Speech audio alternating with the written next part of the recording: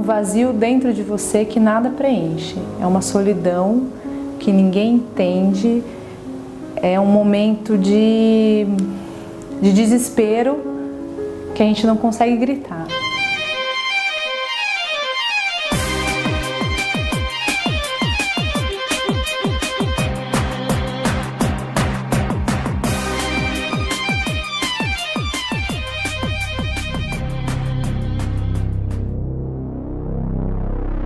A palavra pânico deriva da palavra pan, que é um deus grego, e que diz respeito a tudo.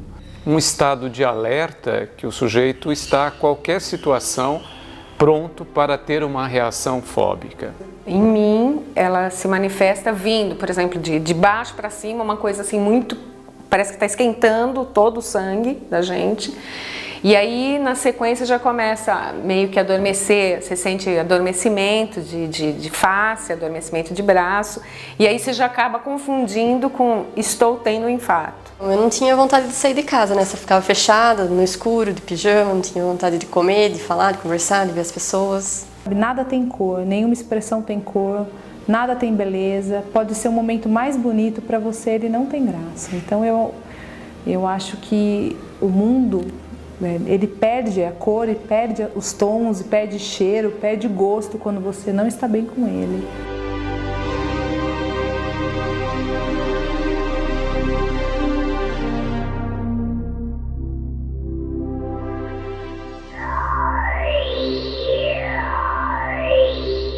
Você espera pessoas absolutamente centradas, que resolvam todos os seus problemas, que sejam totalmente independentes.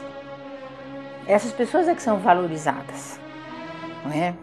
Então as pessoas que têm qualquer faceta que não atenda a isso, elas tendem a ser pessoas pesadas para o outro. Ele se fechar, ele não querer fazer alguma coisa, não quero, então para mim foi complicado eu entender e aceitar. Ela falava aquilo com um sentimento e chorava e falava: mãe, eu quero me curar, eu não sou assim, eu não quero ser assim. Nunca houve esse problema de desmaio, comigo pelo menos não. Mas você tem essa sensação do desmaio, de que você vai perder o controle do seu corpo. Realmente não é nada legal, assim, as sensações são muito ruins. O sujeito não consegue mais dirigir ou viajar ou, enfim, se locomover, né? Por quê? Justamente porque o sujeito tem a sensação de que ele está perdendo a direção. Então, a direção aí é um significante, como tal, significa que o sujeito perde o controle do volante da sua vida. Mas a gente tem medo de que aquela situação volte, porque aquilo a gente não tem controle. Não tem controle. E você perder o controle da sua vida, do seu sentimento, é a pior coisa que tem. Então eu tenho medo todos os dias.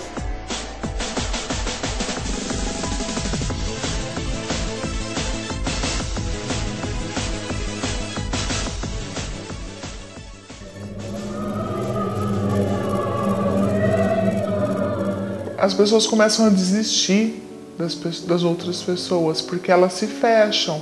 E elas falam não uma vez, duas, três, várias vezes. As pessoas desistem. Então ele ficou sem amigos. O sentimento de amor, ele não existe por nada nem por ninguém. Não que você deixe de amar as pessoas, mas você para de olhar um pouco para o lado bom das coisas. Para de olhar que você tem uma família que te ama, que você tem amigos próximos. Porque você se cansa de tentar ajudar aquela pessoa. Por isso que depois você acha que aquilo é um chilique, tá? Então é uma reação natural do familiar, não é que o familiar é mau, né, ou não gosta daquela pessoa, é uma reação natural, que tem que ser compreendida pela própria pessoa que tem o problema. Queria, viver meu mundo lá, ficar só eu. Será que eu não fui muito amiga? Muitas vezes eu podia estar mais do lado e precisava trabalhar.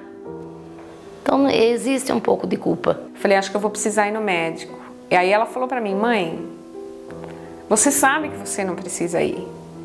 Você sabe que você pode controlar isso e que você vai chegar lá no médico, a gente até te leva. para cada indivíduo que eu trato, que eu investigo e que eu avalio, eu vou procurar o início do problema conforme a história de vida dele. Então, pode ser um início de problema que eu chamaria de psicológico, por exemplo, um trauma, um medo, alguma coisa assim. Como eu posso encontrar em uma outra pessoa o início do problema, uma doença? Não é fácil. Mesmo você tendo a certeza que não é que é da sua cabeça, é que a coisa está acontecendo ali, que você está sentindo e que realmente não é um aneurisma, não é um AVC, não é uma parada cardíaca, não é nada disso, você tem que ter certeza que não é, porque senão você não consegue dormir. Parece que a gente passa a conviver com aquilo e ser igual, porque você quer entender o que ela está passando para poder ajudar. Você quer se pôr no lugar, no caso, acho que como mãe mesmo. Ele é falado pelo sintoma. O sintoma fala por ele. E é preciso que ele possa falar a partir deste lugar no qual ele é falado. Embora ela não conversasse, ela se fechou e não conversava, fazia tudo por escrito, ela seguiu direitinho as instruções. É difícil mesmo você dar um rótulo para uma coisa ruim. Dar nome para síndromes, dar nome para medos, para depressão. As pessoas conseguem criar uma identidade psíquica para o seu sofrimento, colando-se a um rótulo, a uma categoria psiquiátrica. Então, ele próprio já chega com o diagnóstico. Ora, o que está acontecendo aí? Uma farsa? Uma simulação? Sim, é uma simulação. O que não quer dizer que esse paciente não esteja sofrendo. Então, se você comenta, não estou bem, eles já falam, e aí, você está com remédio aí? Você quer tomar o remédio? Você quer que eu pegue o remédio? Então já começa toda, né, aquela tentativa de ajuda para que você realmente não tenha uma coisa assim muito forte naquele momento, porque normalmente você acaba estando em lugares que não confortáveis para que você passe mal, né? Se o sujeito toma o seu sintoma como um enigma, ele vai ter que decifrar esse enigma. Tem uma mensagem cifrada ali que ele precisa decifrar. E se ele não decifrar essa mensagem, ele é destruído. Tal como a esfinge que propunha ao passante, né, o enigma, e dizia: decifra-me ou devoro-te. O que está acontecendo hoje?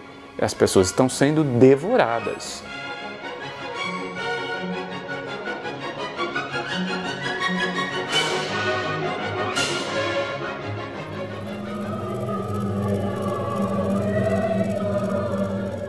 O estado de desamparo social é a marca dos nossos tempos. Pelos meus cálculos depois, eu fiquei em torno de 2 horas sentada numa sarjeta, chorando e não conseguia falar com ninguém. Uma que ninguém se prontificou a ajudar também, numa cidade desconhecida, ninguém te conhece, ninguém se prontifica.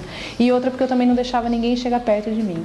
Eu fico assim muito preocupada com as pessoas que estão começando agora e que não estão conseguindo ainda diagnosticar isso e achando que são outras coisas, não indo talvez no médico certo para tentar resolver essa questão. Sozinha e só com remédios não dá, você não consegue. Então você usa uma medicação para que diminua as respostas de ansiedade, de tal forma que daí a terapia entra. O que a terapia faz? A terapia vai pedir para que essa pessoa se exponha na situação, não é que fuja da situação. Se você está deprimido, toma um antidepressivo, a depressão baixa, mas ela está ali, ela vai aparecer. Do ponto de vista do consumo, vamos chamar assim, né? O paciente psíquico, ou seja, o sofrimento psíquico, o sujeito que tem sofrimento psíquico, ou seja, todos nós, sem exceção, né? Ele é um consumidor ideal. Porque você acaba tendo a segurança naquilo, naquele remedinho, que tem que estar sempre dentro da sua bolsa, entendeu? Porque senão você não se sente segura, infelizmente é assim. A minha irmã também, que é a minha melhor amiga, sempre falando: busque ajuda, larga a mão de ser cabeça dura, vai atrás de um médico, vai tomar um remédio que seja, eu sou contra. a tomar medicações, então na minha cabeça não entrava essa possibilidade.